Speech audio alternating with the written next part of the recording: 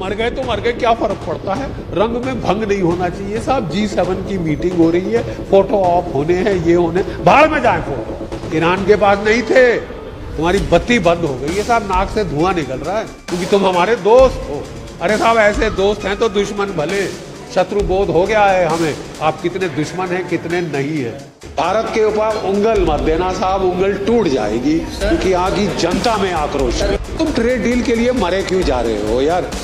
अगर नहीं होती ट्रेड डील अमेरिका में से तो क्या कयामत आ जाएगी। हम मिनाज के स्कूल के टाइम चुप्पी साध के बैठे थे, आज हमारे 3 जहाजों पे हमला हुआ है।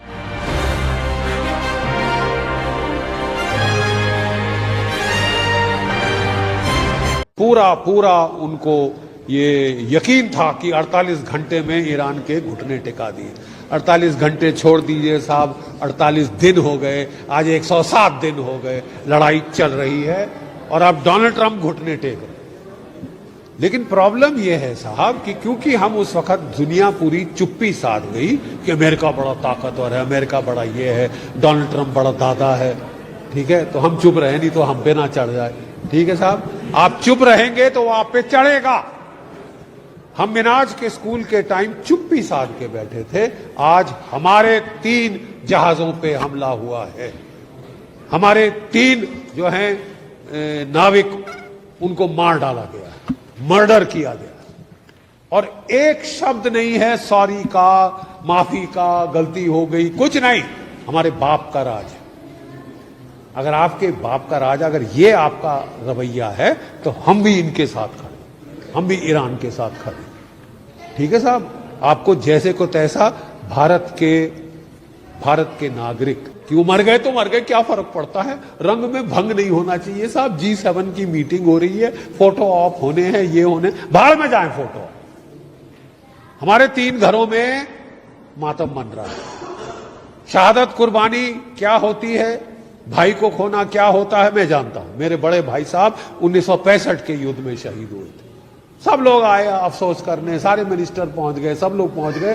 3 दिन के बाद हमारे घर में अंधेरा था, दिवाली में हमारे घर में अंधेरा था साहब। हमसे तो नहीं देखा जाता सर, लुक सामने रखिए ना। हमसे तो बिल्कुल नहीं देखा जाता कि आप एक भी हिंदुस्तानी का कत्ल करें, खरोच निकालें। पाकिस्तान ने ये किया था, उसको संदूर में आके खमियाजा भुगतना पड़ा है। डोनाल्ड ट्रंप साहब क्या समझते हैं, वो बहुत ताकतवर हैं, बहुत बड़े दादा हैं। आपकी दादागिरी हमने ईरान के खिलाफ देख ली है, कितने दादा हो तुम।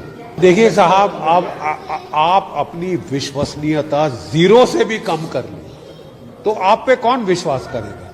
हर बार आपने बोला है कि मैं जो है सीज फायर करूं, ठीक है।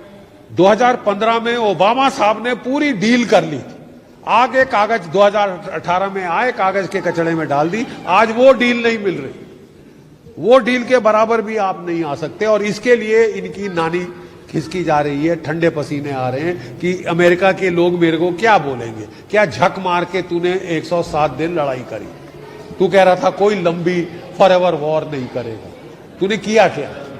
तबाही कर दी है दुनिया की इकोनॉमी, भारत की इकोनॉमी को चोट पहुंचाई है और हमको कहा जा रहा है कि ग्रिन एंड बेयर इट, कि मुस्कुराओ, तुमको मुंह पे लात मारेंगे, नाक में से खून बहाएंगे, तुम मुस्कुराओ क्योंकि तुम हमारे दोस्त हो।